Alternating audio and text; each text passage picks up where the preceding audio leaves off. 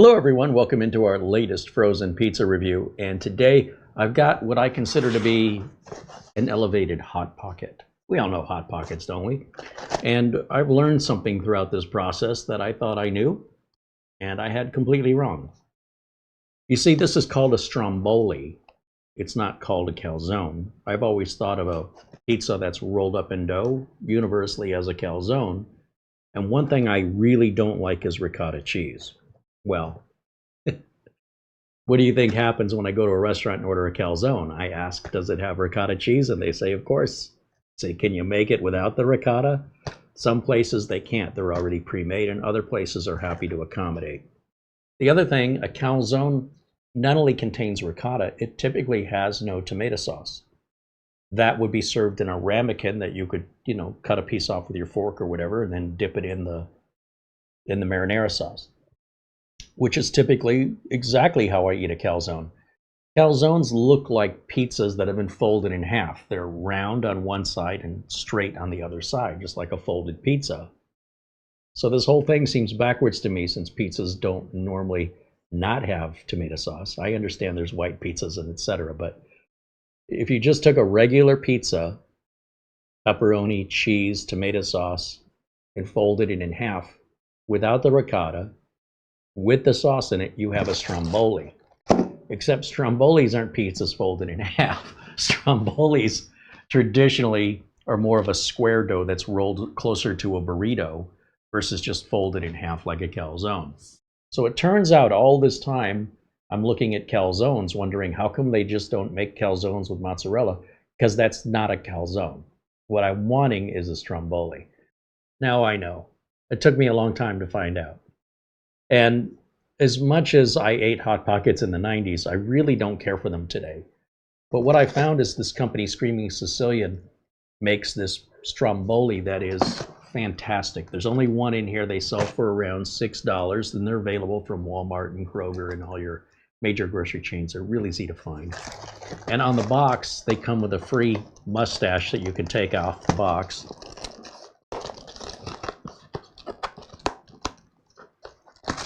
Like that. Shove it up your nose. There, now you're the Sicilian. Huh? What's the matter, you? Stereotypes. Love them. Anything, is this me? Hey, Mario. No. Stop that. So how does this look? I've had these before, and I really enjoy them, but I try not to eat them too often. And as you can see, it kind of looks like a Hot Pocket. And this one, the end is not sealed on it. So we probably want to cook that on some foil to avoid it leaking out through the oven. Normally I cook pizzas directly on the rack. In this case, you can see how this is folded. And why do I like it better than a Hot Pocket? The ingredients. They're much, much higher quality, and I can taste it. If you can't taste it, save your money. I can taste it, and this makes it hard to go back to Hot Pockets after you've had these. It's rare to find anything Screamin Sicilian makes that I don't like. But also, it's rare to find anything Screamin Sicilian makes that is my absolute favorite. So there are, for me anyway, pizzas that I enjoy more. But as far as Stromboli goes, I'm not aware of anybody else who sells Stromboli. This is my only option. Again, other than Hot Pockets. So first step is preheat your oven to 375. Slightly open one end of the bag. Well, past that step. Microwave the Stromboli in the bag for 90 seconds. Then remove from the microwave. Leave Stromboli in the bag and place in prepared oven for 10 to 12 minutes. In the bag? Is that right? This just looks like an ordinary plastic bag. That can't be right. Leave Stromboli in the bag and then place in prepared oven. I think they mean preheated oven. Or until internal temperature reads 165. How can you read the internal temperature? It's in the bag. Be careful, the Stromboli and the bag will be hot. I guess that's an oven safe bag. It doesn't look oven safe. This is scary. On the other hand, if you want to put it in the microwave, it says microwave in the bag for 2 minutes and 20 seconds. That's it. That's not going to come out crusty. I'm not going to like it. Or use your air fryer. Preheat the air fryer to 300 degrees Fahrenheit. Then remove the bag. And place the stromboli in the preheated air fryer for 20 to 24 minutes. Or until the internal temperature reaches 165 Fahrenheit. Remove the stromboli from the air fryer and let it rest. Use caution. The stromboli will be hot. Well, now I'm scared. I've always just cooked these in the oven, and there are no oven-only instructions. And I don't recall ever leaving it in a bag that looks so ordinary. Usually the oven-safe bags, they have a different look and a different feel. I don't know, but I'm going to follow the directions and wish me the best. I'll go pop it in the microwave for 90 seconds. Then I'm going to move it into the oven, and I'll let you see the results. It's sketchy.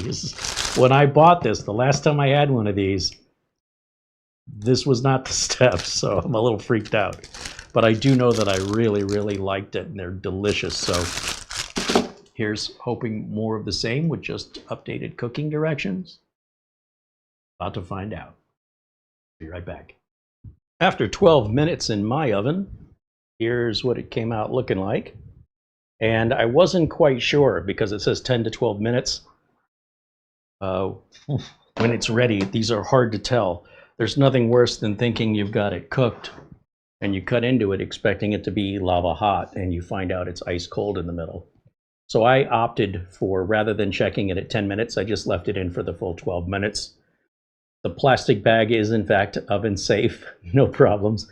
It looks like any other plastic bag, and that's the last thing you'd want in your oven. I don't know why they wouldn't print on, on the bag oven safe or something, but it's fine. I followed the directions to a T, and I remember these being bigger. These are almost the same shape now as a Hot Pocket, but filled better.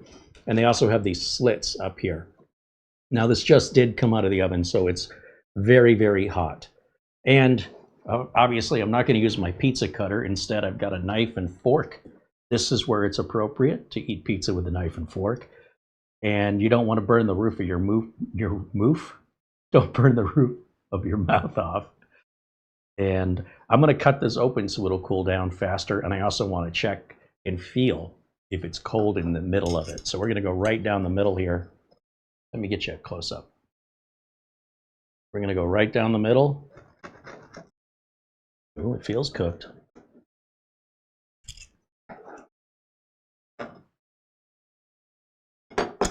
And it's definitely hot on the outside, but that doesn't mean...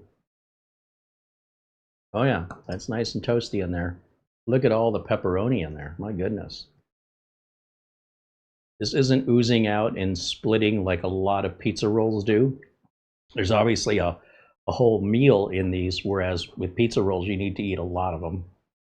And I'm going to continue to cut this because, again, the more I cut it, the smaller the pieces are, the faster those pieces will cool. And I'm looking for some cheese. Yeah, we definitely have. Here's a great cutaway. What's interesting is I don't see any sauce. I see pepperoni. Oh yeah, there's sauce in there. There's cheese. And wow, is that hot. I can barely hold it.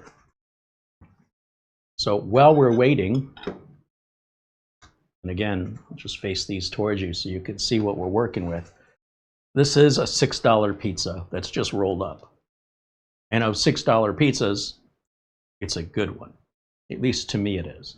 So while I wait for it to cool down, I'm going to just keep myself busy and make some more manageable bite-size, I don't know, finger food out of this thing. Obviously, if it was at proper room temperature or slightly warmer than room temperature, you could just eat it like a Pop-Tart, although it could drip and get messy.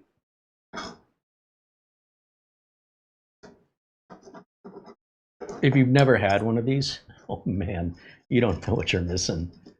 I don't know what it is, how the texture plays a role in this, but you can take the same pizza and flatten it out, And for me, it doesn't taste the same. Now, I feel like this has cooled down a little bit. Let's see if my memory serves. In fact, I don't want to eat it this way. I think what I want to do, I want to show these off to you. And then what I'll do, that there, is cut a normal human bite-sized piece off of this. Oh, this isn't that hot. It's not as hot as I thought it would be. It's not cold.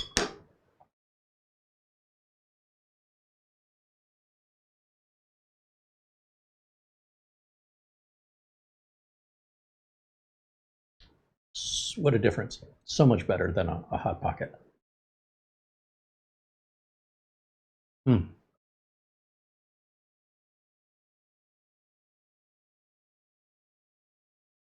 This end where things started leaking out, you see it just baked and got really well done. It didn't just all flood out of there. I bet that's going to be the best part of this whole thing. That's much hotter.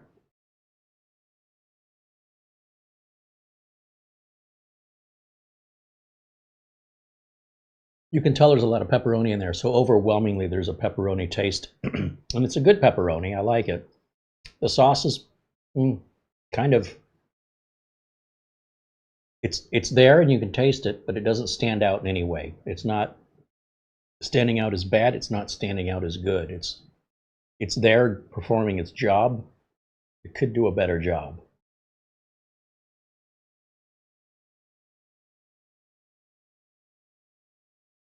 That is good.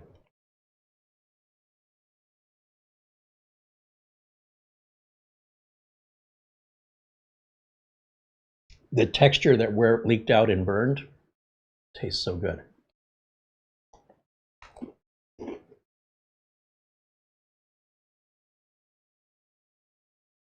This piece is all crust.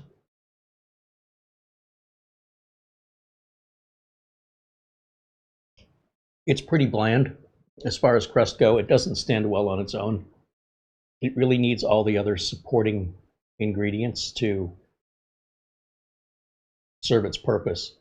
I much prefer when a pizza is made with ingredients that stand on their own and are only lifted up even higher with each other, but that the sauce would be good on its own, the cheese would be good on its own, the pepperoni would be good on its own, the crust would be good on its own. And then you combine them where neither thing is so powerful that it overtakes anything else. And you have this magical symphony of deliciousness. This isn't quite there, but it's miles ahead of Hot Pockets. I think this may be the first time I have finished the entire pizza before I finish the review. Stromboli. So, scale of 0 to 10. I think there's room for improvement here. I think they could use a more buttery crust. I think they could use a little bit of garlic. I think they could use a little bit of Parmesan. I think they could step up a little bit more cheese. There's a lot of pepperoni. I feel like the ingredients aren't well balanced with portion size, but flavor-wise, they're fine. I think the sauce could be a little zestier. No notes on the cheese other than I'd like more of it and a little bit less of the pepperoni, but the cheese is good. Pepperoni is good. The crust is inoffensive. It does its purpose, serves its purpose, but it's just not good standalone by itself. It's very bland.